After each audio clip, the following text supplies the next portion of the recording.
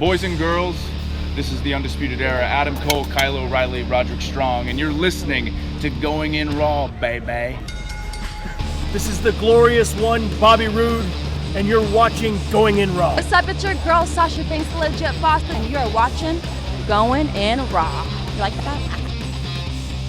Hey, friendo, Steve here. And Larson. And welcome back to Going In Raw, the only pro wrestling podcast you need to be listening to right here at youtube.com/Steve and Larson. Be sure to hit that subscribe button, little notify bell next to it, and then click on all to make sure you always get your new Going In Raw notifications. Also, it was ahead of the show. If you're a fan of Going In Raw, smash that like button. Smash the like button. Let's get this episode up to 500 likes, 500. man. We just need 500 of y'all. I mean, we don't just like I think it's more than 500. It'd be great too. No, it'd be cool. I'm just saying goals are good because we have a goal and we smash through that goal. Let's not just smash the like button. Let's smash goals this year, man. Sure. Anyways. I'm gonna smash this cup of tea right now. You have at it, pal. We're also available wherever podcasts can be found. Whatever your favorite podcast app, chances are you can find Going In Raw there. Yep. Be sure to leave us a rating, review, or a comment. It really does help boost the exposure of the show. Yeah. We're also on the Patreon at patreon.com/Steve and Larson. We have a variety of reward tiers over there. Yesterday on Overrun, we fantasy booked, I think, fairly successfully, both of us. New Japan Pro Wrestling in the year 2020. 2020. Kenta, in my fantasy book, he does pretty everything. well for himself. Oh, yeah, he has everything. He does pretty well for himself. So that was a lot of fun. And then coming up today, I figure maybe we could fantasy book this year's Rumble. Okay. Given that Brock Lesnar is now probably going to be the vast majority of that Rumble. Yeah. So Well, I we'll guess talk we can about just- that. Yeah, we can get right into that. Well, we'll talk about it in a second. All right, sure. Just want to give a shout out to a couple patrons here because we got some new patrons in over the weekend. Let's see here. We had Richard Fitzpatrick, Sabatini, Bangers and Mash. That sounds good right now. Mike Demopoulos, Gibbon Music, Jordan Moten, and Daniel Werner. Thank you so much for your support. We also have YouTube channel memberships. You get the same access to bonus content there. Before we get started, people in chat are saying that the XFL announced their rules too. All right, we can talk about that in Overrun, I guess, at the very Yeah. end of Overrun. Yeah. Because I do not care a lick. A lick. Is there more? Are there more dangerous rules in play? No. Like they did last time. No. There was no fair catch rule last time. Well, that you couldn't have blockers from punts. Yeah. So people were just getting annihilated. Yeah, and they changed it. Someone got hurt like in the second game, and they're like, All right, man. Let's talk about this Raw. All right. Big Show returned. That's on the thumbnail. That's what we're going to talk about first. Well, so you usually watch the West Coast feed, so it was probably spoiled for you in advance. No, actually, I watched the last half hour of the East Coast feed. Oh, okay. So you saw that live. Yeah. What was the look on your face when the Big Show's music played? Really? I got the biggest stupid smile on my face. I think equal parts like just, oh my, what the heck? Because, okay, dude, what are the alternatives here? Give me some alternatives for what would have marked you out. A lot of people on Twitter were speculating Alastair Black, and that would have been a good position for him. Because here's the thing. Kevin Owens, prior to the main event, it's like, Joe, you got to tell me who this guy is.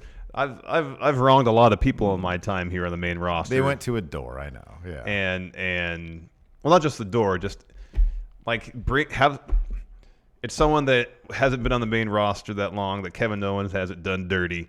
I guess maybe, I don't remember if he has the Big Show or not. Mm-hmm. But also it puts Alastair in a position in the main event. I know he's ensconced in a feud with Buddy Murphy. Have Buddy get involved in the main event segment somehow. That'd be cool too.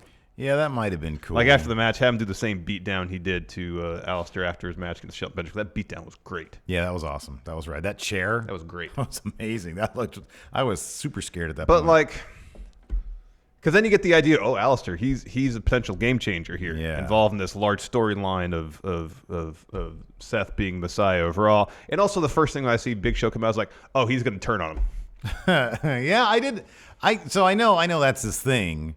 And like halfway through, I was like, it'd be kind of cool if he did turn on him because it'd be totally on because brand. he started the match basically and was not involved in the rest of the match till the very end. I was like, oh, he's going to come in because all he really did was like chop Seth and chop the AOP and that was it. He didn't really do much. Yeah. It's like, okay, they all take a chop. Big Show will turn on Owens and in Joe. Because Yeah. I feel like if they really want to take the story to its logical extreme, Seth is going to have to start making people choose sides here. Yeah. It's like you're either with me or against me. I love him as a heel right now. Yeah, I think I kind of feel like that's where the story needs to go. Is he needs to draw a line in the sand and say either you're with me or against me. Yeah. And make this storyline encompass more than just 5 or 6 people. Have it consumed. Consumes the wrong word. Have every storyline or a lot of storylines interwoven. So this is more a huge part of the Raw story going forward. I think that'd be cool because I like the players in this. I really love the pairing of Kevin Owens and Samoa Joe, and I think that Rollins is doing really good work with AOP. I don't know. I mean, I'm sort of. If it was Alastair, I wouldn't buy it yet because it's obvious that they've sort of positioned him as mid-carder right now. No, I know. But like it sucks, but like I'm not as interested in Alastair these days as I used to be, even though I really love the thing with Buddy Murphy. It's just back in the day, I was like, man, this guy could come in and instantly be top champion. And it's like they kept him in a room for literally months. Yeah. And so sort of the shine is off on that for me until they build him back up until like I think he's like, a dude who can actually do some stuff. Some people are saying Ricochet, yeah, that's cool and everything. The one thing that Big Show has is that he's huge, and while both members of AOP are large dudes, neither of them could necessarily match. I just really wasn't expecting it. No, I wasn't either. I was not expecting it, and I totally forgot about the Big Show. And then on top of that, I think one thing that I like about it is that the blossoming friendship between Kevin Owens and Samoa Joe is that of guys who have been around a long time, and we've never seen them get on the same page. And what they said during their interview with Charlie earlier, how Kevin Owens has rubbed a lot of people the wrong way. Samoa Joe, he's a lone wolf. Samoa Joe's a lone wolf, but I need him to watch my back and vice versa. And then you bring in the Big Show, who's like the ultimate guy, who's literally been in the main event scene of wrestling for 4 decades now, or at least in 4 different decades. Aughts, well, 3. 90s, 2000s, aughts, and then the 2020s now. You said 2000 aughts. That's the same thing. The 2000s, the 2010s, the 2020, now 2020, and the 90s. Right, it's 2020. Yeah, sorry, I forgot 2020. And so, I mean, it's like saying I've been around for 6 decades because I was born in 78 and now it's 2020, but I'm 40 years old. Anyways. So, yeah, and he's been around forever. When he comes back and he's been gone for a while, of course he's going to be a face until he turns probably next week. But I don't know. Got that giant guy from NXT. No, literally nobody knows his name. I have no idea what his name is. What would be the fan reaction if they got the tallest guy in the world? How about bring out Dio Madden? That'd been awesome. Oh, that would have actually, if it was Brock, yeah. Yeah, it made more sense if it was Brock, but still Dio would been cool. All right, so let's talk about that real quick. Oh, Brock, yeah. So the show kicked off with Paul Heyman coming down with Brock Lesnar, of course, the WWE champion, and they have to address the Royal Rumble. What are Brock's plans for the Royal Rumble? Well, prior to that, though, it was Paul went to Brock and said, hey, who is worthy? Who's deserving of a title shot? And of course, Brock's like, nobody. Nobody's deserving. Yeah. And so it's time to make some history, something unprecedented. I guess that's what Brock does. And so Heyman says, he's going to be in the Rumble, but not just that. He's going to be in it first, and he's going to win. Yeah. So it's going to be a Brock heavy Rumble. Which he wouldn't be the first person to do that. There's actually been 3 other people who have entered the Rumble first, or 1 or 2, and have won. Yeah. Unless the idea is that he's going to go in there and eliminate everybody. Well, the way Paul was framing it, that was how it was going to be. Is every person that comes in is a dream match, and Brock will dispense of each person. I mean, he didn't literally say, it'll always only be Brock in there with one other person, and Brock will get rid of him before the time runs out. Yeah, because it's a minute. But that's that's the inference. Yes. Well, it's a minute, but that's fluid. It's depending on whenever they decide, the storyline minute. So, it's. But has there ever? I'll put it this way: the way they were framing it, has there ever been? It's always like the underdog, hardworking guy that comes in. It's been Ray, Shawn, Michaels, and then Benoit, who again hardworking, just tough guy. It hasn't really been. Monster's going to come in and withstand everybody, and everybody's going to be gunning for him. Yeah.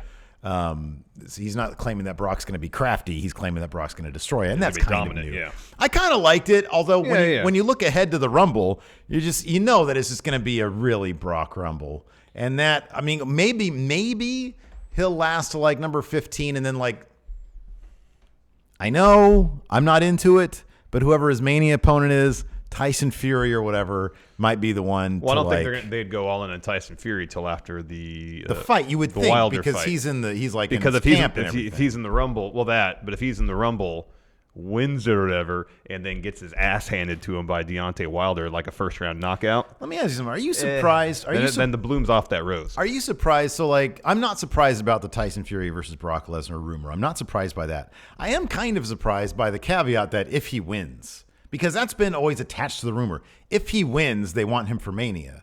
What does it mean? Like, WWE's never really cared about. Like, Ronda Rousey came off like huge losses. No, I know, but so the first fight between Fury and Wilder, I believe, went to it was a split decision, or sorry, a draw. So like it went to the judges. Sure. It split down the middle, no winner.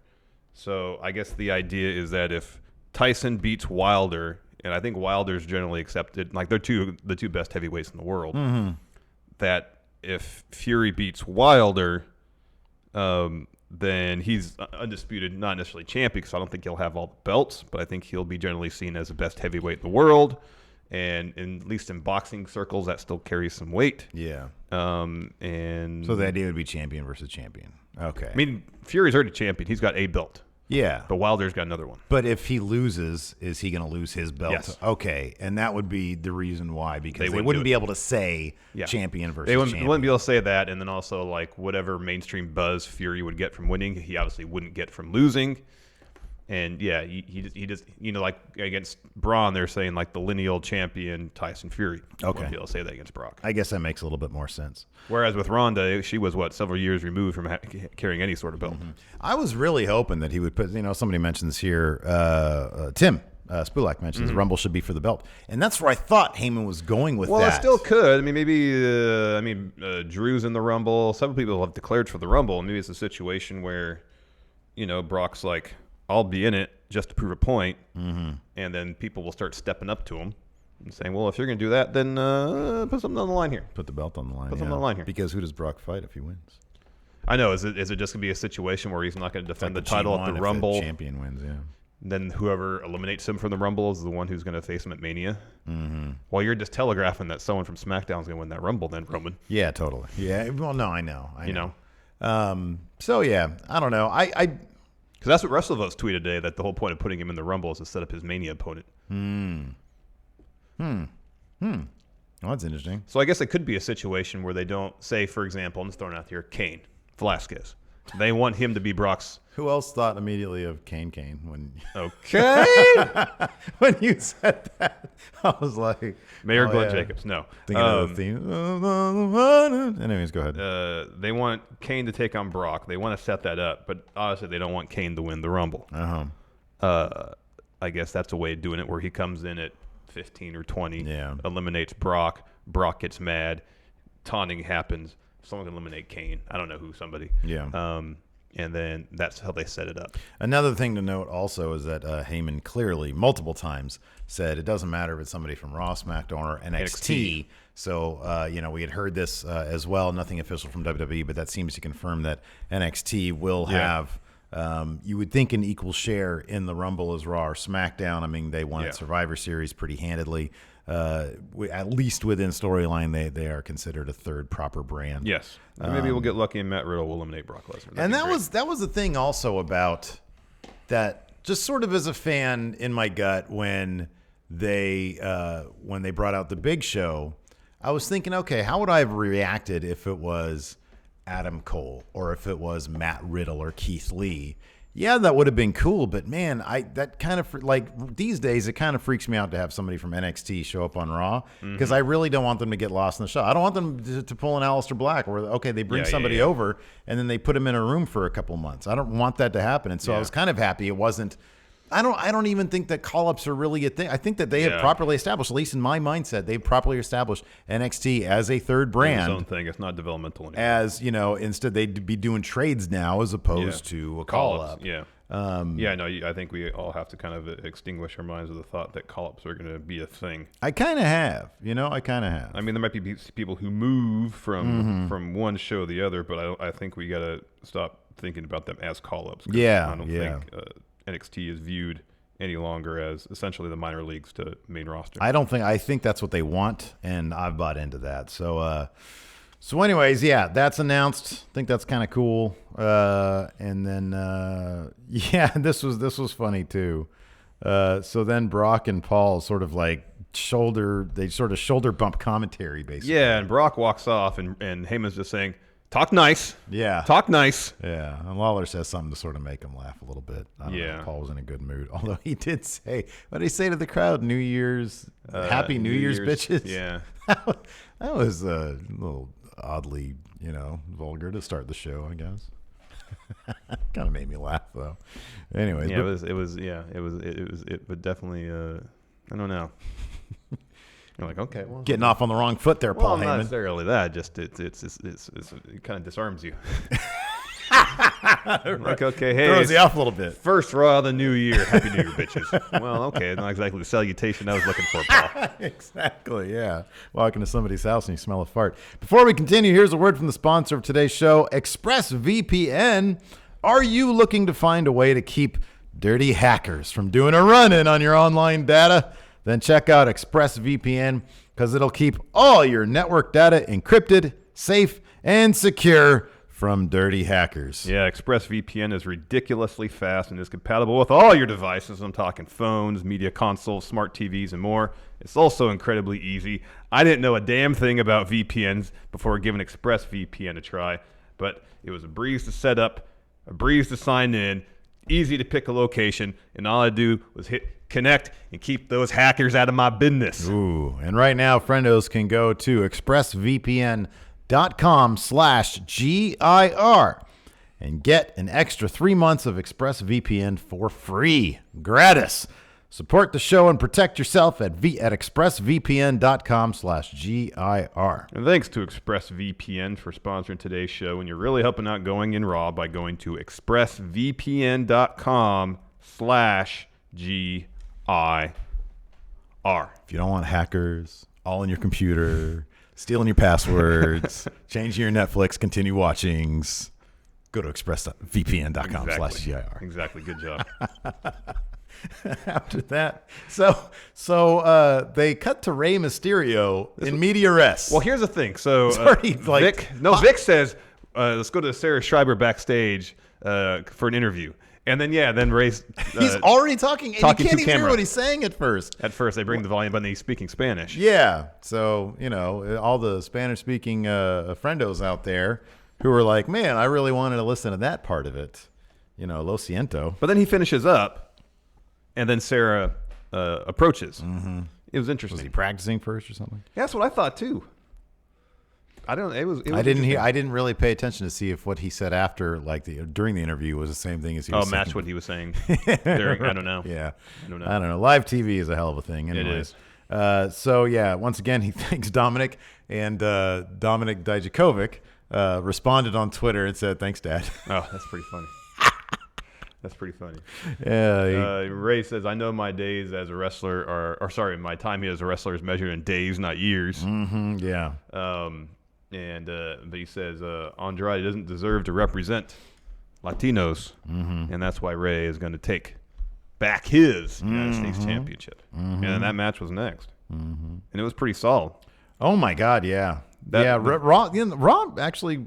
Okay, I forgot to even mention this. Raw was actually pretty damn good last night. Yeah, wasn't bad. Yeah, I mean it's still 3 hours. That hasn't changed. I know it's. But even the stuff that could be considered filler is pretty damn good. Like that Charlotte Sarah Logan stuff. Yeah, it was unnecessary. Yeah, sure. But it wasn't. It was fine. And it got Sarah Logan on real TV. Yeah, she laid a pretty decent beatdown on Charlotte for a while. Yeah, she did. Some of that stuff looked pretty stiff too. But yeah. Anyways, I'm sorry. So this match was good. The finish was a little wonk. Yeah. So nobody knew what was happening except for John Cone. And he kind of held things together with some duct tape. Yeah, I mean, what's supposed to happen, I guess, is the spot at the end where Andrade. So Ray goes for a run off the apron. Andrade catches him like in pre-power bomb position on his shoulders, and Zelina's behind him, and so he kind of flings Ray backwards into Zelina. She takes the bump, and I think Ray was supposed to be like, "Oh gosh, what have I done?" But instead, they both get back in the ring pretty quickly. Yeah. And John Cone goes to Ray. You can hear him say something like, "Go and check on Zelina." Yeah, be more distraught. And then, but Andrade steps in and tries to put the hammerlock DDT on Ray. Yeah. And John Cone comes in and breaks it up. Yeah. Yeah, right.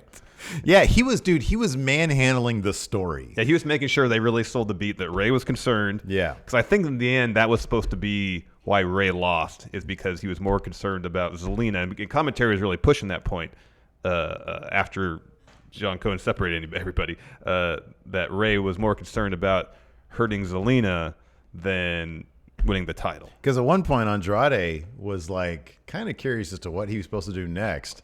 And then John Cone literally just grabbed him, brought him back in the ring because Ray, I think, was supposed to be with Zelina even longer.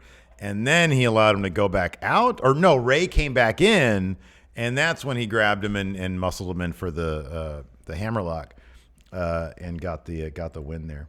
But, you know, all the stuff. There was a lot of creative stuff. Oh, it was just your typical, just amazing, these guys can do no wrong match. And at one point it looked like Ray had even won the match. He got a 3 count when Zelina put Andrade's foot up on the rope, and Ray got the 3 count. And then John Cone was about to award it to him, and Zelina was like, "Dude, no, I had his foot on the rope." Yeah, his foot on. Well, she didn't say I put my foot on the rope. She says, "No, his foot is on the rope." He had his foot on the ropes. Yeah, exactly. Yeah, exactly. So I did what I was supposed to do. I put his foot on the rope. No, and then he was like, "Oh yeah, I got to restart the match now." So no, it was just a terrific match. After that, we had Kevin Owens and Samoa Joe in an interview. We sort of mentioned this before. Kevin Owens was saying, "I don't play well with others." Joe's the same way. But the enemy of my enemy is my friendo. I need to watch his back the way he needs to watch my back. Yeah, Joe says, "Hey, AOP and Seth, well, the 3 of us will bow the 3 of you." And Owens like, "The F?" Yeah. 3 of us. He says, "Do you mean Charlie?" Yeah. And Joe's like, "No, I got a guy." And just, hey, trust me, Kevin Owens is all concerned. I need to know who it is. You have to tell me who it is, Joe. And Joe's like, "Just trust me. Yeah. I got this." Yeah. And they walk off. Next, we go to Seth and AOP backstage, and they're asked about the challenge issue. And Seth's like, "I'm more worried about the challenge of saving Raw here." Because he is now the Monday Night Messiah. That's good. He seems so comfortable in this role. Like he's having fun. He looks so comfortable in this role. You know what? I'm really hoping though, because let me ask you this: do you think? I hope they do, but I doubt it. You think Seth and the AOP? Do you think they travel together? I kind of feel like Seth and Becky probably travel together. Yes. Because they're both a big deal. Yes. And I doubt the AOP. They're engaged. Yes. They're also engaged. Yes. Correct. I feel like I hope this Seth AOP thing lasts a while. Yeah.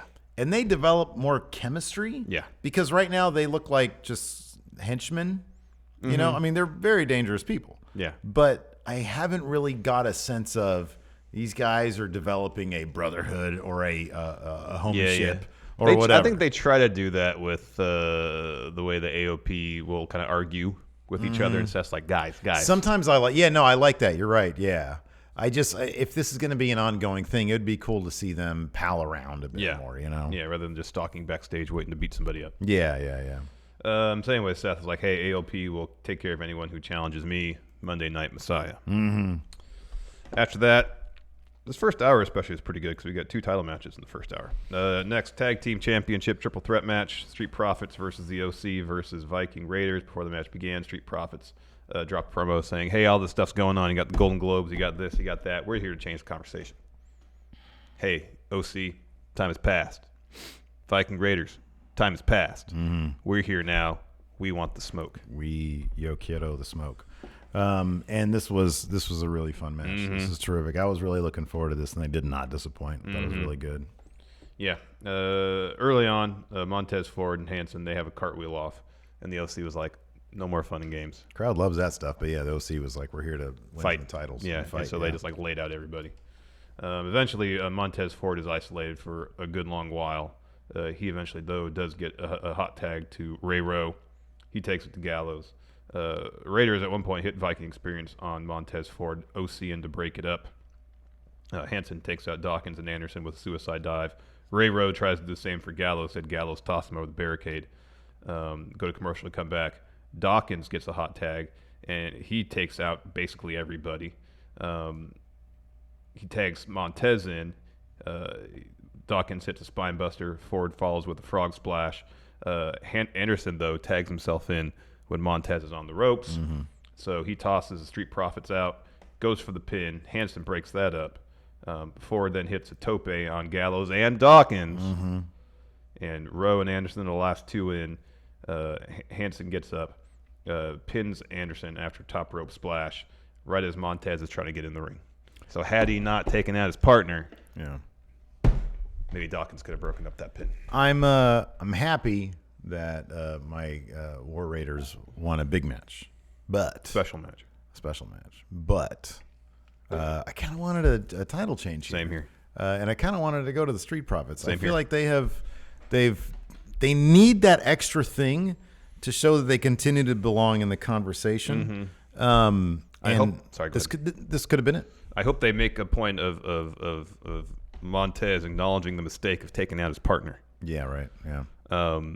Saying it was my bad. I did that. If I hadn't done that, there's a pretty good chance we could have won that match. Yeah. And use that as a learning experience for him. Yeah. And then the next time they have an opportunity, He doesn't do that. He focuses his offense on to see that. Yeah. solely his opponent. Yeah, I agree. And then they take advantage of it. After that, we had Samoa Joe in an interview. Kevin Owens interrupts and he's like, "Look, dude, come on. We're supposed to trust each other to a degree. I need to know." Well, that's when he who said, this "I've person done is." a lot of bad things to a lot of people here, Yeah. so I if it's someone I've done wrong, I kind of need to make amends for it." Yeah, You know, exactly. we need to work this out. And Joe's like, "All right, follow me." And then Charlie's like, "Come on," to the camera crew. Go to commercial to come back, and Joe has escorted Kevin to a door. And Kevin enters, and Joe's like to Charlie, "Stay here." Yeah. It's a surprise. And then Kevin sticks his head in, comes back out. He's very pleased. happy. He's pleased. He's very happy. If I brought you over to a door and we're about to get into a tussle with some street toughs, Yeah. and I showed you the Big Show, you'd be pretty happy about that. Well, I'd wouldn't be you? happy because he's large. Yeah. He's got a punch that can knock anybody out. Yeah, I understand that. Yeah. It also kind of made sense that Big Show would be like, I feel like anybody else would, I don't know. It wouldn't make, for some reason, I don't know, it makes sense that Big Show would just be chilling in a room like that as opposed to anybody else on Raw, because they should be like politicking Well, except and like Alastair. trying to talk Alastair, to that's people. like his thing. He just chills out. It is his thing, yeah. It is. But we also know from experience that his door is labeled with his name. Yes. So that anybody can go Exactly. pick And I'm sure there's fight signs throughout the arena with him. with arrows pointing to his door, so there's no ambiguity about So where he people is. can go and pick a fight with him. After that, Becky Lynch came down for a promo, and she was like, "Man, I'm kind of doubting my decision now. It's been the holidays. I had some good food." Some time to think. Maybe I should just kind of rest on my laurels and be, like the man. Yeah. And not really have to challenge myself. She's And like, here's why. My entire world has been turned upside down. Yeah, didn't she throw to like a video? She threw the package? video and she's about to say, during the holidays, I figured something out. She's interrupted by Asuka. And She starts just yelling. oh, it's great. Yeah, it was And awesome. she's walking down the ramp just yelling. She gets in the ring. She's about to start yelling, and Becky just sucker punches her Oh, that was kind of rad. and walks out. Yeah, I like that. I like it's been a simple build. It's got some good motivation behind it. Asuka's awesome. It's all good. We got to hear her music and not the Yeah. underwhelming tag music that they gave her with Kyrie. No, it's not good. Not, in comparison to her solo music, it's not good. To be fair, though, her solo music Oh, is it's like, exceptional. It's one of the best themes in It's the last 5 exceptional. years, for It's sure. so good. After that, I really liked this bit. Eric Rowan was backstage.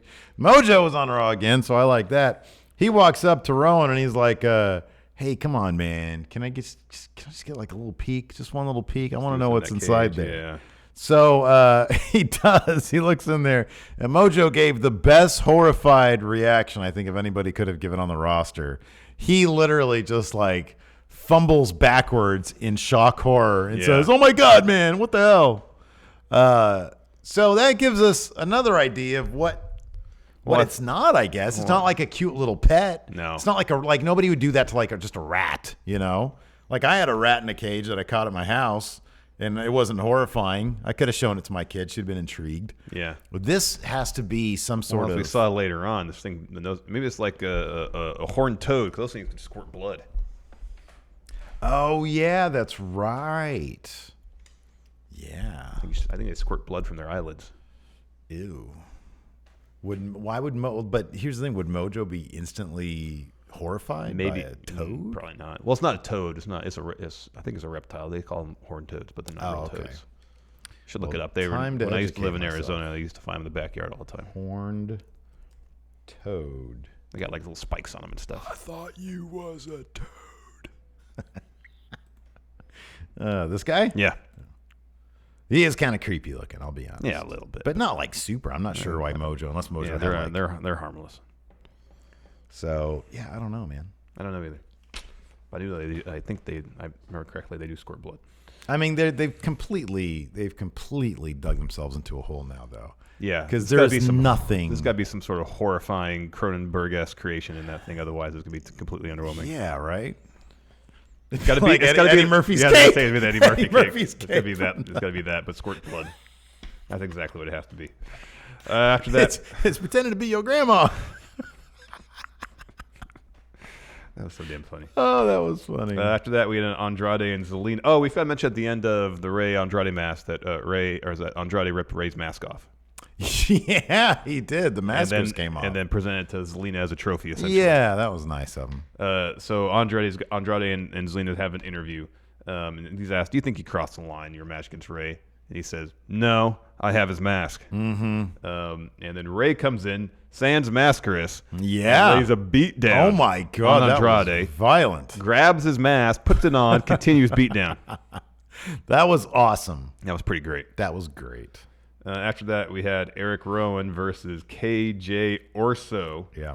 So I guess Rowan figures that all these jobbers just want to look in the cage. So he takes jobbers like, hey, come look inside and want to have a peek. And basically forces him to do so. However, jobber escapes before his head actually gets down to cage level. So jobber's back in the ring. He's like, come on, get back in here. Spinning heel kick, corner splash, iron claw. Rowan wins. And then he takes the jobber, force him to look inside the cage. And the guy starts screaming, and he emerges with blood all over his face. Yeah, yeah.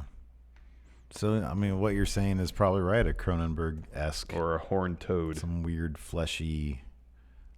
Like, would a horned toad, like, squirt that much blood, though? I don't know. All the time, like, I used to chase them in my backyard and lived in Arizona. Sure. I don't recall ever once being squirted with blood. Well, there you go. This seemed like it was... Maybe this is a giant one, like that big. Ugh. It's usually they're like that. Yeah, but how are they gonna get their hands on something like that? I mean, obviously it's just a puppet. You gotta see this at some point. Maybe it's like a spitting image creation in there. Oh, that'd be cool. That'd be cool if it was like a Phil Collins spitting image thing from that one thing. Mm-hmm. That one video. Land of Confusion. Land of Confusion. All right, let's see. All right, next. Here. Anyways, after that, Seth and AOP are walking backstage. Then we have a very brief match between AJ Styles and Akira Tozawa. I love this kind of storytelling, man. AJ Styles in there, and he just starts using all of Randy Orton's moves. Yeah. Yeah, it's good stuff. He wins with an RKO because he sets him up for a clash at first. Thinks again. He hits a draping DDT and then gets down and starts doing this stuff. Voices in his head stuff. Then brings him down, brings Akira down with an RKO. But even before all that, he has a phenomenal form within like 90 seconds and pins Akira and then pulls him up at 2. It's like, no, I'm not done yet. Yeah, the vicious AJ Styles. I love it, man. And then it was announced they're having their match next week on Raw. So that should be really good. After that, we had, I mean, it's funny, like when I was watching Raw last night, I mentioned this on our SmackDown recap. SmackDown's roster sucks compared to Raw. Like, Raw's is just stacked beyond belief. But now SmackDown has Sheamus. Yeah. Then we got a Lana Lashley wedding recap. I'm sorry. Wait. After AJ Styles was leaving the ring, the officiant for Lana and Lashley's wedding in the background tries to get in the ring and is tackled by security. Yeah. Now, according to some Redditor who apparently has had a decent track record with behind the scenes stuff, he said that was scripted, and in fact, Stevie Bradley confirmed to us that it was still on the Hulu broadcast.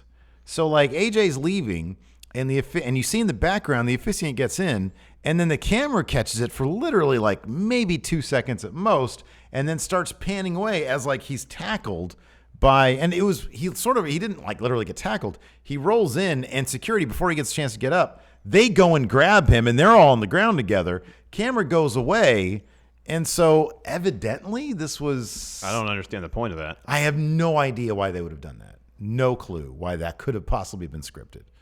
And I mean, as far as it being in Hulu, I don't know how they edit the show. Maybe it's done in complete segments. Maybe they're sent segments as opposed to like putting it properly in Premiere or whatever. Yeah, I don't know. Or whatever they use. So yeah, that was a bizarre little thing. That was weird. Because I just thought some fan in a suit got in there, but it was the officiant. Yeah. There was a miscommunication, but why would that have been scripted? That's weird. Yeah, I don't know. I don't understand why that'd be scripted. I don't get it. Anyways, so then we got Bob Lashley and Lana. They walk down the ring. The officiant, he's there. And apparently he's post-tackling. And Lana's like, hey, we're going to get married right now. The officiant says, hey, you're husband and wife.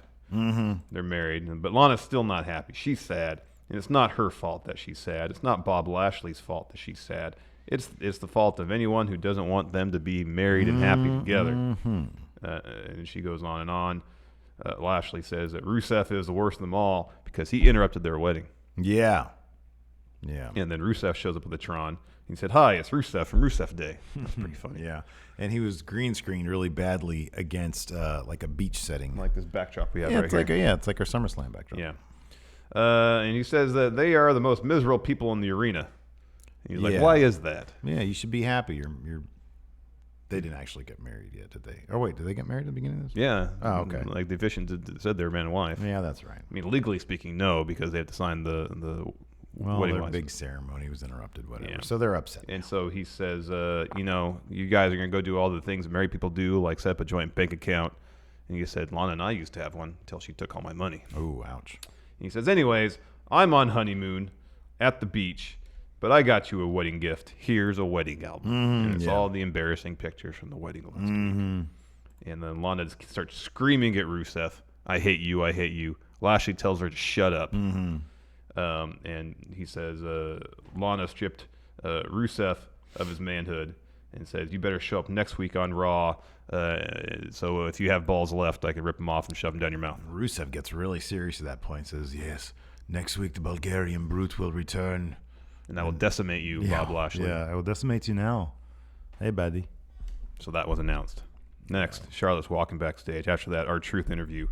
Liv Morgan interrupts immediately. She's like, oh, so Bob Lashley and Rusev are going to have a match next week. And I'm guessing Lana's going to be in Bob Lashley's corner. So maybe Rusev needs somebody in his corner. R-Truth is pretty funny here because he was like acting as like, he was like, yeah, that's right. He was like having a conversation with her. She's trying to like deliver a little promo. Yeah. It was pretty funny. So what did she say? And then she had like a catchphrase at the end. A moment to live for or something like that. Yeah. Yeah. So okay. Fine. She's just, all that time we spent talking about, are they going to do something cool or interesting, in-depth? No, she's a catchphrase now. She's just a walking catchphrase. Pretty much. Live for something. I'm surprised her catchphrase is you only live once. You only live once. There you go. Good. If this was 4 years ago, that would have been it. Live and let die. Well, that'd been if it's the 70s after the Bond movie. Or in the 80s when Guns N' Roses covered it. Yeah, I'm thinking when YOLO was a huge thing back 5 years ago. Yeah. There you go. You only live once. Anyways, next, Charlotte versus Sarah Logan. It was supposed to be a match, didn't really happen because Sarah Logan attacked before the bell. Sends Charlotte ringside. Follows a great running knee. Charlotte turned. This is just like a brawl ringside. That's all it really was. Mm-hmm. In the end, Charlotte got upper hand because she dropped her with a boot. At one point, Sarah goes in the ring with where Charlotte's robe is. Kind of like picks it up and starts thrashing around with it in the ring. Wipes her feet on it. Throws it out of the ring. This really angers Charlotte because the commentary saying that was a gift from her dad. Yeah. So anyway, Charlotte hits Sarah with a huge boot, tells the ref to get her robe. She puts it on and she just walks out. So the match never happened. Mm-hmm. Next, this whole segment was great. So you get a quick shot of Drew walking backstage. He has a match against No Way Jose. As soon as Drew comes out, he lays out at least a couple members of the conga line. Just drops them. Dude, that one guy was like out. he did the reverse Alabama slam onto the Oh, that was apron. halfway through the match. Yeah. Holy crap. That was a hell of a sell by that guy. Holy crap. So that whole crowd at that point was like, oh, that's too far. Like, this was all fun, but that was too far. Oh, but Drew had the palm of his hand by the end of this whole thing. Yeah, he did. So Drew drops Jose with an overhead toss. That's when he goes and drops that dude with the reverse Alabama slam in the apron. He gets back in the ring, hits the Future Shock DDT, a Claymore to get the win. And then he tosses Jose out of the ring into the entire conga line and drops them all. Yeah. And so Drew grabs a mic and says, hey, who dares me to do one more Claymore? This was kind of a face promo It was here. kind of what he was doing last week, too. But this would be more Yeah. playing to the crowd, kind of, but still being a badass. Yeah. And so he tosses Jose back in the ring. Mike's still in hand, mind you. Yeah. Hits another Claymore, and then just gets up, keeps talking. Yeah, So, there you go with Mike in hand. and he says, I don't like conga lines, except the dude, the cheeseburger. He seems like a nice guy. Pretty cool. And says, Drew, you know what's bothering? Drew said, you know what's bothering me. I've never challenged for the world title. Good point. Yeah. Bothers me too. So I'm going to be in the Royal Rumble. Yeah. Sadly, he's not going to win it. Boy, how cool would that be? You never know, man. Have him go face to face with Brock. That'd be cool. I know. It'd be exceptional. Anyways. After that, Alastair Black versus Shelton Benjamin. Short match, fun enough, though. Yeah. No, this was good. Shelton got a little bit of offense in. Yeah, a little bit. little bit. This is better than a squash jobber match. Yeah. Except for that one time that one guy started going off on Alastair. Yeah, that seemed to be, I don't know if that was booked that way. That dude tried to go into business for himself. Seemed like it. Anyways, Alastair does the black mass thing where he picks up Shelton's chin with his foot. And then Buddy Murphy attacks after the bell, sends Alastair into the timekeeper area. This was amazing because he hits a V-trigger against the barricade, but then he gets a chair and he sort of rams it into Alastair's chest, and Alastair grabs it, so it's like under his chin. Yeah. And then he does another V-trigger into that. Alistair sells it great. Yeah, it it was was just an fantastic. awesome visual. Buddy Murphy gets up on the barricade and sits down. It was terrific. And while the whole time during the beatdown, he was screaming at him, I know I can beat you. Yeah. And commentary was saying, hey, the one thing he hasn't been able to do is actually beat him. And this rage is obviously just blowing up on him. Yeah, it's pretty good. Yeah, I thought that was really, again, it's very simple storytelling, but it's very effective. you know? More Seth and AOP backstage, and then AOP and Seth come out for their match. Owens and Joe come out, and then they introduce the Big Show. Very happy to be back. He had hip replacement, so he's moving around like he's 20 years old again. Did he have a hip replacement? Yeah, he did. Oh, okay. I saw that on the WWE.com. Cool. Anyways, then in a DQ, Big Show was about to, he caught Seth when he was doing the move off the top rope. AOP come in, try to break that up, so he lets go Seth, grabs them by their throats. Seth comes back in with a chair, hits Big Show, DQ. Yeah. And then we get a brawl, and then Big Show stands tall. Hits Seth with the KO punch. Yeah. And that's how the show ends. Big Show stands tall. Yeah. Decent enough show. Yeah. Let's answer some questions. Oh, we have a new member here, Oblivion Rio. Oh, Welcome. Nice. And thank Welcome, you. Oblivion Rio.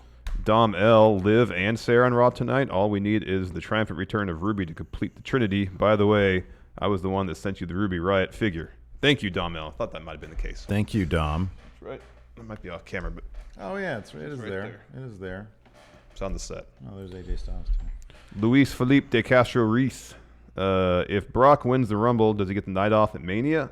I don't see what he gains from being in it. Maybe it's a situation like if you win the G1 as champion, you get to pick your opponent. Yeah, I was thinking the same thing. I'm sure we'll find out who his opponent's going to be. I don't think for a second he's going to win the Rumble.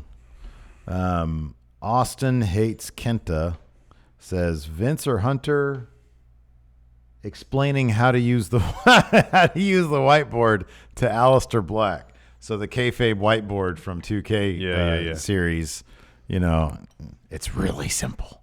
It's very simple. You come to work.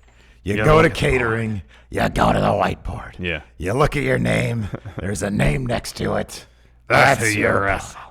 All right, listen, Alastair, we did the same exact thing at NXT, all right? Only there, it was a piece of paper.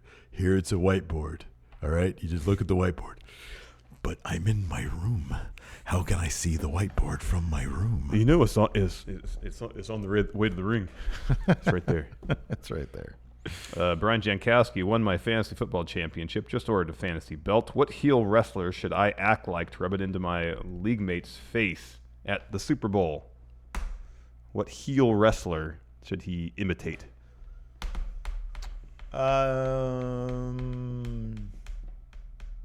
Sammy Callahan, and bring a baseball bat and a spike. Do that. I don't think he meant rub anything in his face literally. Oh, well, he said rub in his face. I think it's like in the metaphorical sense. Well, that's, speculation. We don't really know that. Oh, obviously. Of course. Kenta, sit on top of him while holding the belt. That's good. I was going to say Penta and do the incessant. Oh, yeah. Cero miedo. Joshua Martinez, you know me, next time when I listen to copyrighted music on New Japan World, I'll try ExpressVPN. There you go. There you go, Josh. Good. That could be used for it, yes. You could theoretically do that. W.S. Fletcher, Steve, again, applause for the random Suge Knight reference. I tried to get that. You had the best one on New Year's Eve. It was off camera. When they were talking about like the New Year's celebration. I forget exactly what it was, and I'm not going to try to recreate it. But it was like the West Coast gets screwed over for the fireworks stuff or something like that. They did. Remember, Sacramento did fireworks at 9. 9 o'clock. Yeah. And I'm like, what the heck? East Coast won? Yeah. Is that what happens now? We're on East Coast. We have to do what East Coast does on their time. If you don't want the fireworks, all at 9 o'clock. Yeah. Reed Gardner. So, do you guys think Brock will be eliminated by Tyson Fury? Also, happy late New Year's. No, I don't think so because Tyson. I mean, isn't he like? Isn't boxing camp a thing? Doesn't he have to be like preparing? I'm not saying that he can't. I mean, Tyson Fury's an unorthodox guy. I mean, he'd be a month away from his fight. No, I don't think like the promoters of the fight would let him do that. There are millions of dollars on the line. There is. There's a huge sum of money. Granted, even if he just ran in just to toss Brock over the top rope, there's still a chance for injury. Stuff could totally happen. He can get up on that ring apron and twist his ankle. Not going to happen. Let's see here. I don't know who this is because the name. A lot of the Discord people change their name to Japanese letters or characters, or whatever. So I don't know who this is, but he says, listening to your Wrestle Kingdom Night 2 review, and I did like the beat that the refs would take before 3.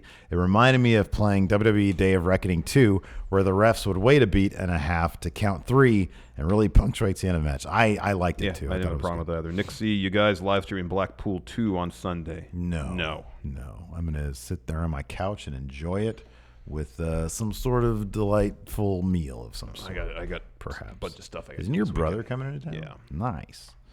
Let's see. If you guys go for a beer, I'll come along. Alrighty. Greg Morris says, if the final 4 in the Rumble are Brock, Cain Velasquez, Corbin, and Reigns, Roman Reigns is going to be the most over wrestler in the building by a mile.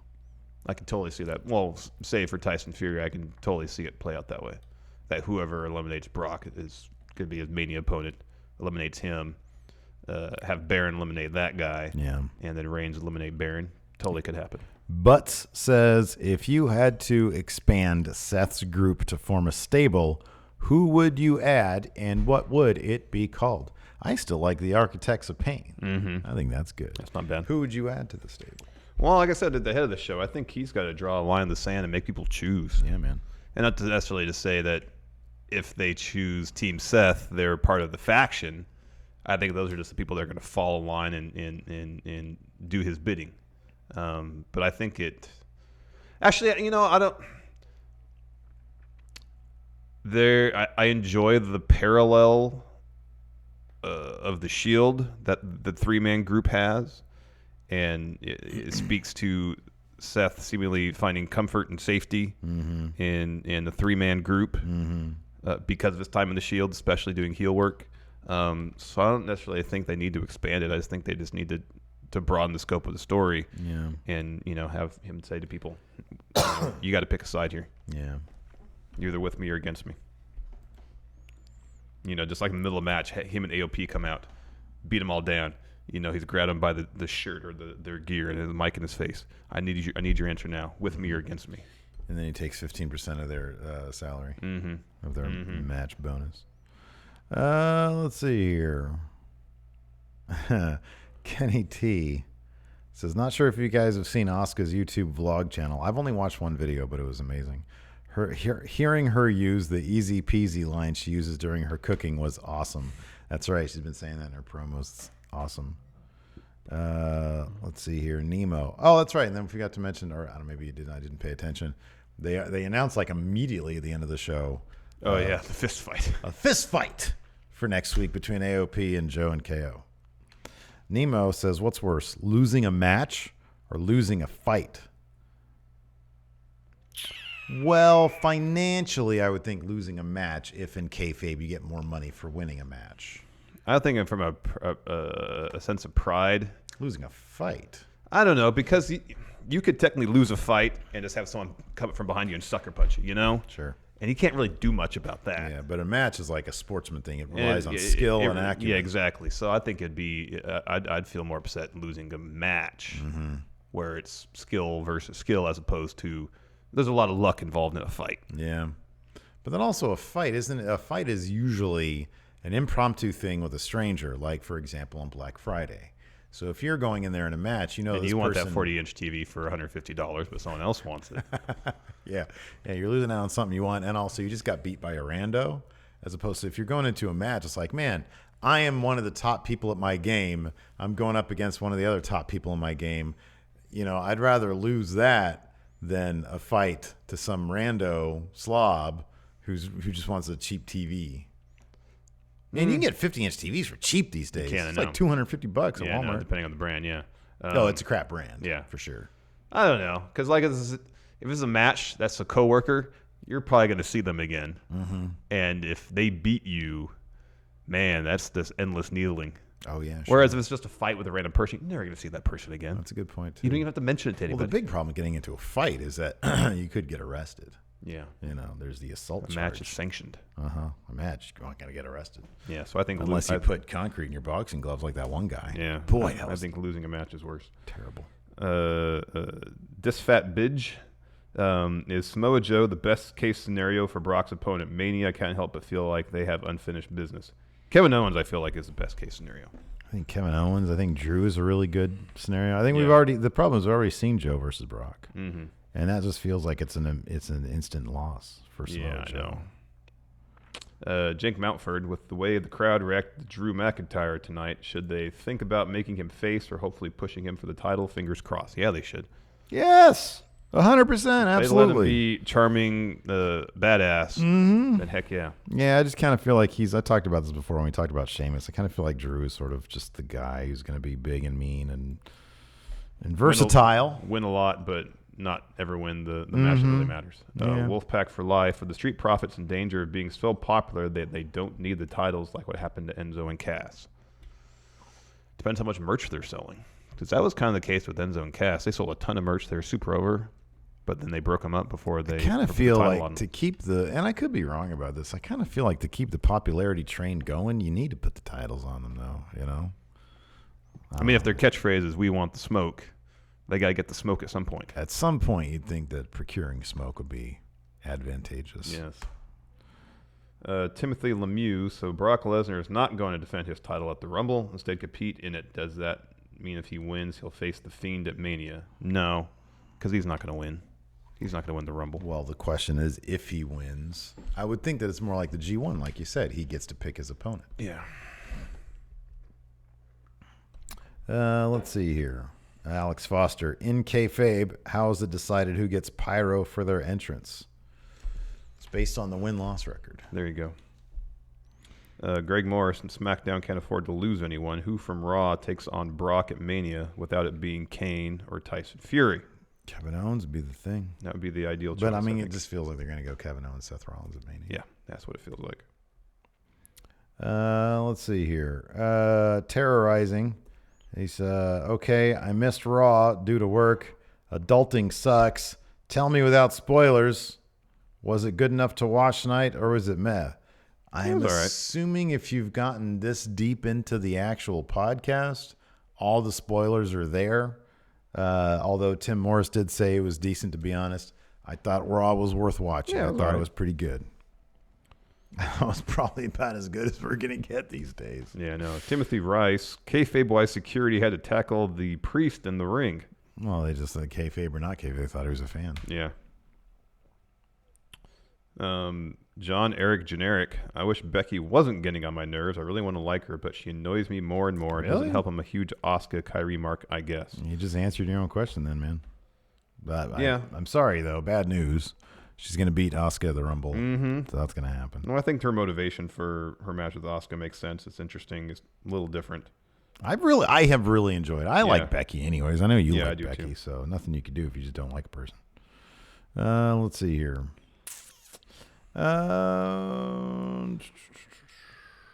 Okay, well, I mean, we haven't really talked about this, though. Charles Hubbard says, if Brock does win the Rumble after entering first, and he does get to choose his opponent, who should it be? Is there anybody he has unfinished business with?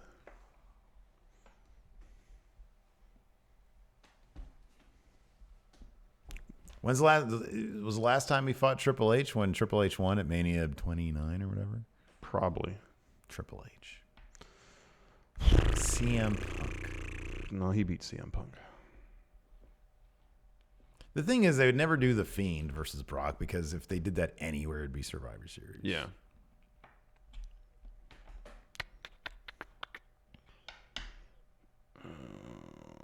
Yeah, I can't really think of anybody that he might have unfinished business with.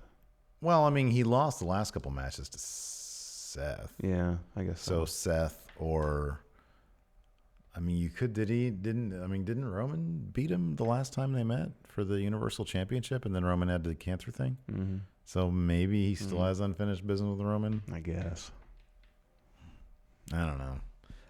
But Roman's on SmackDown, so Yeah. that doesn't make any sense. So I would think Seth. I mean, Seth made a whole, he had been saying a lot. I beat Brock twice this year. I beat Brock twice. I beat Brock twice this year. Jay Sean Lawrence, thank you.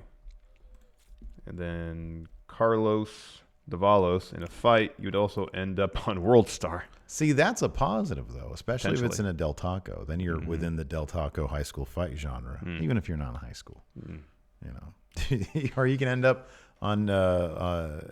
You can go viral like that dude with the chop. Yeah, man. Holy moly, that dude ended a fight with a chop. I know. Bent that dude backwards over the booth. You see Xavier Woods? Yeah. He tweeted that. Oh, that's too funny. Anyways, we're going to have lunch, and then we have an overrun coming We do. up, where we're going to fantasy book the Royal Rumble. Yeah, that's right. I think that's a good idea. Sure, yeah. It's fantasy book week. Fantasy here at book Going week, in Raw. apparently, yes. Also, we can find something better. So, yeah, stay tuned for that. Later on today, we'll have a news brief for you as well. Yep. See if anything happened in the world of wrestling today. There was some confirmation on the next Wrestle Kingdom title defense.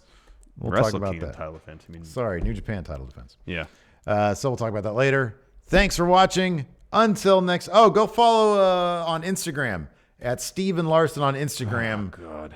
Later on today, I understand there's some big developments in the investigation in terms of into who stole Big Red out of my car. I'm